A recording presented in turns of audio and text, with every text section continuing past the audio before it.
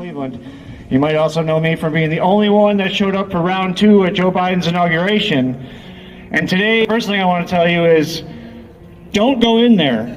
I'm serious. Don't go in this Capitol building until we have a good plan. And that plan better involve more than moving around some podiums and raiding DeWine's Alzheimer's ice cream out of his office freezer. So the next thing I want to do is I want to thank everybody who's been involved in this fight. I want to thank you guys standing here on the steps of the State House and the ones who were listening to me somewhere else.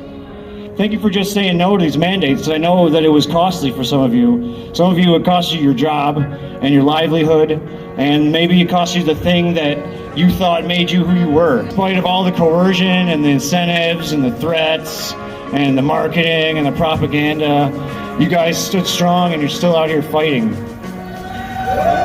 I've always had this fantasy that I was gonna fight the devil, and you can picture it. He's a muscled monster, and he's red, and he's got horns, and he's breathing smoke, and he's stomping around in a pit of fire, and I got my sword and my shield.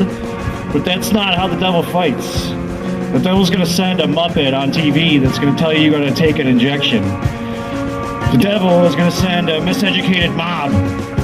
The devil, he's gonna send pop stars with magic spell music, and he's going to send these corrupt officials with their oppressive mandates. They're not going to meet you on the battlefield. They're not going to meet you in the ring.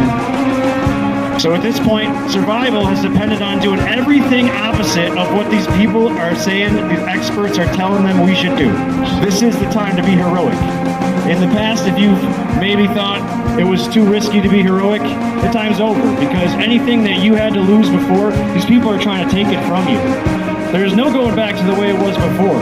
But if we fight, we can still have a better life than the one that they have planned for us. There is going to be vaccine passports implemented in the U.S., and there is going to be state-by-state lockdowns where there's going to be checkpoints at the borders. There's going to be places you can't go in your own country. And one thing we're going to need to do is here, we're going to make Ohio a freedom sanctuary so that we can exist here the way that we want to, and that people from other parts of the country might be able to come here for refuge.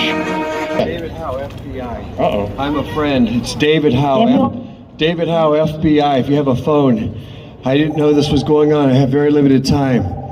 Federal Bureau of Investigation. A friend of all of you. The FBI might try to shut me up right now. The FBI is corralling fellow citizens. Let go of the mic. Thank you. Okay, I'll leave. I'm on your side.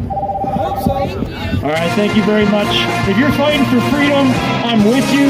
I'm with you on the front lines. I'm with you on the back. I'm with you in the middle of the melee.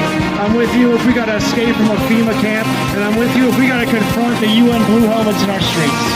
Thank you for being here. Thank you, brother. Okay, I didn't expect that, so wasn't part of my plan.